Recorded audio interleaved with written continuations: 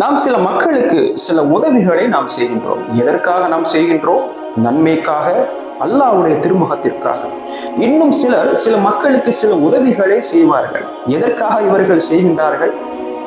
அவரிடத்தில் ஏதேனும் சில தேவையை எதிர்பார்த்தே இவர் அவருக்கு உதவி செய்வார். இவர் செல்லும் போது அவர் சலாம் சொல்ல வேண்டும், இவருக்கு அவர் கண்ணியம் கொடுக்க வேண்டும், சமுதாயத்தில் இவரை குறித்து அவர் பெருமையாக பேச வேண்டும் என்பதற்காகவே இந்த உதவிகளை செய்வார்கள்.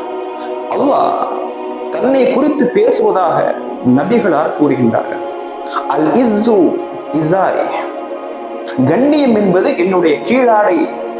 வல் கிப்ரியா ரிதாய், பெருமை என்பது என்னுடைய மேலாடை. இந்த இரண்டிலும் யார் என்னோடு அவர் முரண்படுகின்றாரோ அவரை நான் நரகத்திலே வீழ்த்துவதை தவிர வேறில்லை என்று கூறுவது யார்?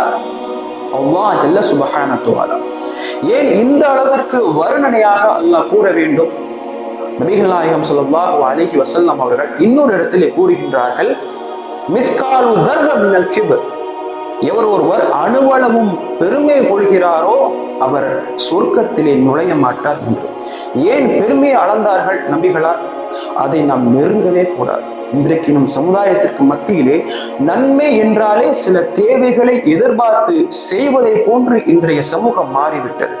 அப்படி நான் நன்மைக்கு பகரமாக பெருமைதான் நம்முடைய நோக்கமாக இருக்கின்றது என்று அதற்காக நாம் போராடினால் அல்லாஹ்வுடைய பெருமையோடு நாம் போராடுகின்றோம் என்று அர்த்தம்.